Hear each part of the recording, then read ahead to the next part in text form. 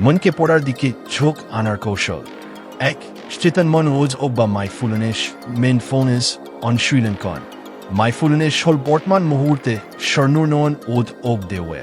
এর মানে হল আপনি যখন যা করছেন, যেমন পড়ছেন, খাচ্ছেন, হাঁটছেন, তখন সেটার কি ছোট ছোট বিষয়ে মন ওদ ওক দিন।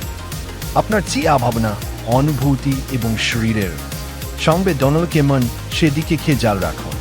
নিয়মিত মাইফুলনেস অনুশীলন করলে মনের ভেতরে অবসরকে আপনার সচেতনতা বাড়বে। কিভাবে করবেন? প্রতিদিন 1-0-1-5 মিনিট জায়গায় বসে ওক করে আপনার আশ্বাসের দিকে মন ওক দিন। যখন মন অন্যদিকে চলে যাবে, তখন আউট করে আবার আশ্বাসে ফিরিয়ে আনুন। 2. নিজের আবেগ চিনতে শিখুন। মানুষের মনকে বোঝাতে হলে নিজে আবেগ গোল চিনতে পারা খুব জরুরি। আপনি কখন খুশি হচ্ছে, কখন মন খারাপ হচ্ছে, কখন রাগ হচ্ছে বা কখন হতাশ হচ্ছেন, এই অনুভূতি কেন হচ্ছে সেটা বোঝার চেকন আবেগের উৎস খুঁজে বের করলে আপনি নিজের মানসিক অবসরকে আরও আর ধারণা পাবেন। কিভাবে করবেন? অন্য দিয়াবেগ অনুভব করার সময় নিজেকে কন, এখন আমার কেমন লাগছে, কে এমন লাগছে, এই অনুভূতির পেছনে কি কারণ থাকতে পারে। 3. জার্নালি বা ডায়েরি লেখার অভ্যাস কন। নিয়মিত জার্নালি বা ডায়েরি লেখা আপনার ভেতরের ভাবনার বাইরে নিয়ে আসতে সাহায্য করে। আপনার দিন অভিতা, অনুভূতি এবং লিখে রাখলে আপনি নিজের মানসিক প্যাটার্ন বুঝতে পারবেন। ঘরের পরিস্থিতিতে আপনার মন কিভাবে ক্রিয়া দেখাচ্ছে তা জার্নাল দেখে সহজে অনুমান করা যায়। কিভাবে করবেন? প্রতিদিন রাতে ঘুমান ওর আগে 1-0-1-5 মিনিট সময় নিয়ে যে আপনার দিনের অভিতা, অনুভূতি এবং ভাবনা লিখুন।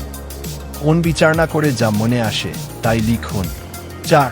নিজের শরীর ও মনের সঙ্গে বুঝুন। আমাদের শরীর এবং মনে একে অপরের সঙ্গে ওতপ্রোতভাবে জড়িত।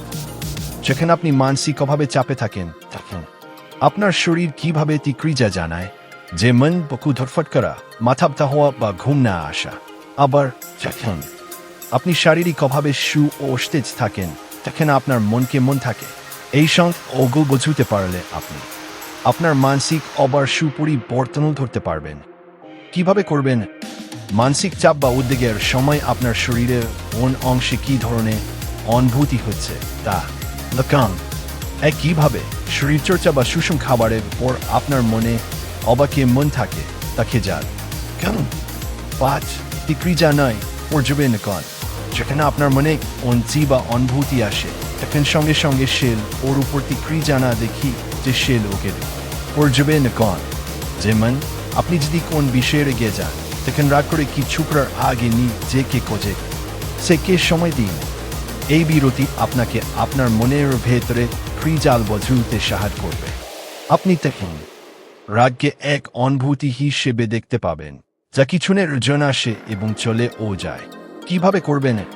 যখনই কোনটি আবেগ বা আসবে, তখন নিজেকে বলুন, আমি এখন অনুভব করছি। তারপর সেকে চলে যেতে দিন, আর উপর কোন বিচার বা ক্রিয়া দেখাবেন না। শেষ কথা, এই ক্রিয়া নিয়মিত অনুসরণ করলে আপনি ধীরে ধীরে আপনার মনকে পড়তে এবং বুঝতে পারবেন। এই নিজের গভীর সহানুভূতি এবং বোঝার ঘুরে দেন এবং নিজের ঈশ্বরে হন। আপনার কি এই বিষয়ে আরও কিছু জানার আছে, নাকি কোন দিকে আপনি আরও আলোচনা চান?